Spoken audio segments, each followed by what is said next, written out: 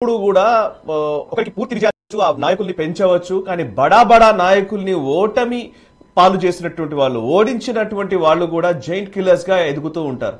For example ఇప్పుడు కేసీఆర్ ని ఓడించిన వెంకటరమణారెడ్డి తెలంగాణలో ఉన్నారు. అటు సువేందు అధికారి మమతా బెనర్జీని ఓడించిన వ్యక్తి.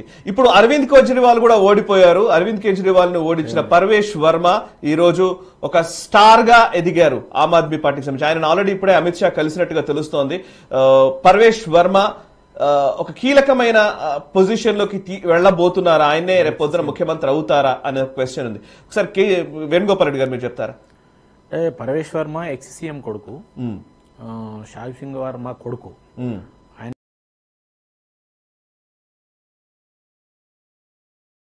మంచి పట్టు ఉన్నది, జాట్లు. అంటే ఇవాళ సామాజికంగా చూసినా కూడా 32% ఓబీసీలు. నేను అనుకుంటా ఓబీసీ నుంచి కానీ షాహిబ్ సింగ్ వర్మ కానీ ఎవరైనా కావచ్చు. 15% పంజాబీలు, 17% దళితులు, 32% ఓబీసీలు, ఒక 10-12% మైనార్టీస్ ఉన్నారు. మిగతా జాట్లు ఒక 8% ఉన్నట్ల. అంటే దీన్ని బట్టి ఉన్న దాంట్లో ఈయనకు కానీ లేకపోతే ఓబీసీ నుంచి కానీ ఏమైనా అవకాశం ఉంటే ఉండొచ్చు అని అనుకుంటాం. ఓవరాల్ గా బీజేపీ చూసేది ఏంటంటే సీఎం అందరు ఏమంటారు, సీఎం మీద కాన్సన్ట్రేషన్ పెడుతున్నారు. 18 ఏళ్లు పనిచేసిన శివరాజ్ సింగ్ చౌహాన్ మంచి 153-154 సీట్లు గెలిచినా కూడా బ్రహ్మాండంగా 200 పైన కదా, 230కి 154 ఎంతో గెలిచింది కదా.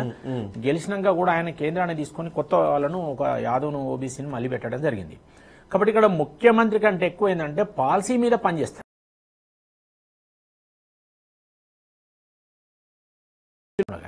ఆ పాలసీ ఆధారంగా పనిచేయాల్సి ఉంటుంది, పనిచేస్తుంది. కరప్షన్కు వ్యతిరేకంగా ఉంటూనే పాలసీ ఆధారంగా పనిచేయాలి. దాంట్లో బాగానే చేస్తారు, సమిష్టిగా నిర్ణయం తీసుకొని చేస్తారు, దానికి ఏమి ఇబ్బంది లేదు. కానీ ఇక్కడ ఒకటి ఏం చెప్తున్నా అంటే, ఒక బీజేపీలో ఫ్యూడల్ వ్యవస్థ ఉన్నది. ఇప్పుడు అతీష్ ఉన్నది కదా, ఆమె ఇప్పుడు గెలిచింది కదా, ఆమె ముఖ్యమంత్రి అయినాక ఏమంటది, ఆమె పాత సీఎం కుర్చీలో ఆమె కూర్చొని ఆ పక్కకు పెట్టి ఈమె ఆ పక్క కూర్చేసుకొని కూర్చున్నది. నేను మళ్ళీ ఈయనను సీఎం చేయడమే నా లక్ష్యం అన్నది తప్ప నేను ఏది ప్రజలను ఎట్లా పరిపాలించాలి అని దాని మీద ఏం మాట్లాడలే ముఖ్యమంత్రి. అంటే వీళ్ళు అంటే ఎంత వీళ్ళు ఫ్యూడలిస్టులు, ఎంత నియంతృత్వం చేస్తారు. ఇంత చదువుకొని కూడా ఆయనే ఒక సివిల్ పాస్ అయిన వ్యక్తి ఆ ఫ్యూడలిజం కానీ, అవినీతి కానీ, ఆ అబద్ధాలు మాట్లాడడం కానీ, యాంటీ నేషన్ మాట్లాడడం కానీ, ఇవన్నీ కూడా ఒక కుచితమైన ఆలోచనతో చేసే వ్యక్తి. కొత్త కూడా సంస్కారం లేకపోవడం ఒకటి. ఇప్పుడు కొంతమంది చెప్తున్నారు కాంగ్రెస్ పోటీ చేయకపోతే వీళ్ళు గెలుసు అని చెప్పి. ఎట్లా గెలుస్తారండి? యాంటీ ఓటు చీల్చలేదా కాంగ్రెస్? ఇప్పుడు ఏ పార్టీకి ఆ పార్టీ అవి ఉండగానే లెక్క ఉంటుంది. యాంటీ ఓటు అరవింద్ కేజ్రీవాల్ వాళ్ళు ఏమంటారు, అరవింద్ కేజ్రీవాల్ యాప్ పోయే ఓటు కొంత చీల్చారు అని అంటారు. మరి యాంటీ ఇన్కంబెన్సీ ఉన్న ఓటు చీల్చలేదా కాంగ్రెస్? చీల్చిందా లేదా? మరి పార్లమెంట్లో వాళ్ళిద్దరు ఒకటేమన్నా కూడా ఒక సీటు కూడా వాళ్ళకి గెలవలేదు కదా. ఇక్కడ దానికి సంబంధం లేదు. ఇక్కడ విశ్వసనీయత అనేది ముఖ్యమైంది.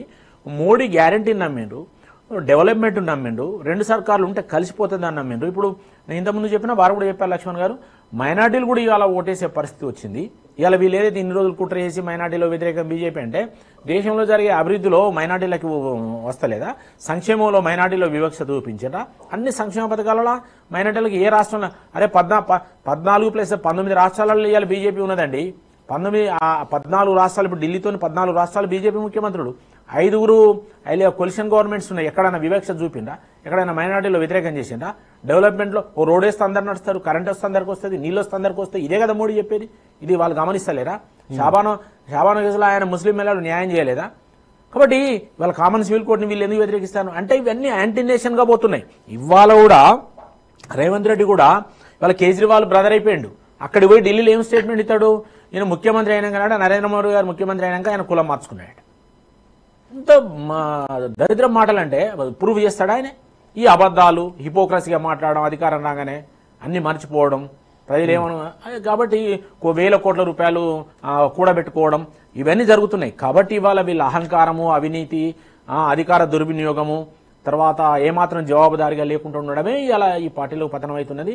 కుటుంబ పార్టీలకు నరేంద్ర మోడీ గారు గత 10 సంవత్సరాల నుంచి ప్రచారం చేస్తున్నారు.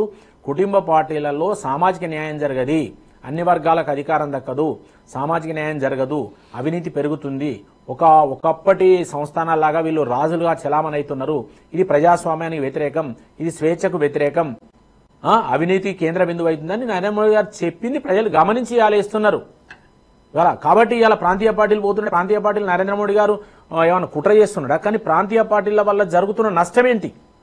ఎన్నడూ నీ పాలకే మొయ్యాలి తప్ప మిగతా వర్గాలు నువ్వే ముఖ్యమంత్రి ఉంటావు, నువ్వే ప్రధానమంత్రి ఉంటావు. ఇలా చూడండి, సోనియా గాంధీ రాష్ట్రపతిని మొన్న ఎట్లా అవమానపరిచింది పూర్ లేడీ అని, ఒక గిరిజన మహిళను. ఆమెకున్న సంస్కారం ఇవ్వకున్నదా?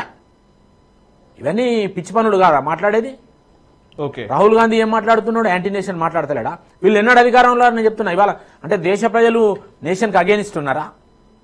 కాబట్టి ఈ ఢిల్లీ ఎన్నికల బేస్లో ఇది మిక్స్డ్ కల్చర్. అంటే ఢిల్లీలో అన్ని రాష్ట్రాల ప్రజలు ఉన్నారు.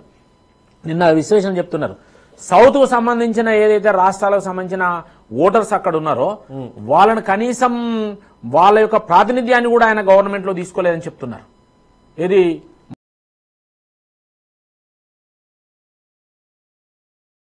కానీ వాళ్ళకు గవర్నమెంట్ లో భాగస్వామ్యం చేయలేదు. కాబట్టి ఆ వివక్షతో కూడుకున్న అహంకారంతో వాళ్ళు ఏదైతే పోతున్నారో ఇది ఇవాళ రిఫ్లెక్ట్ అయింది. ఇప్పుడే ఒకటి చూస్తున్నాను నేను, ఇప్పుడే ఒక జస్ట్ ఒక అనాలిసిస్. 11 ముస్లిం డామినేటెడ్ సీట్స్ లో ఆమ్ ఆద్మీ పార్టీ స్ట్రగుల్ అవుతుంది అని. 11 ముస్లిం డామినేటెడ్ సీట్స్, అందులో ఒకటి కంటిన్యూస్ గా మనం చూస్తే ఓఖ్లా సీట్ అమానుతుల్లా ఖాన్ అక్కడ సీనియర్ లీడరు, ఆయన ఆమ్ ఆద్మీ పార్టీకి సంబంధించినటువంటి ఎమ్మెల్యే. సో అక్కడ ఆయనకు కొంత స్ట్రగుల్ కనబడుతోంది.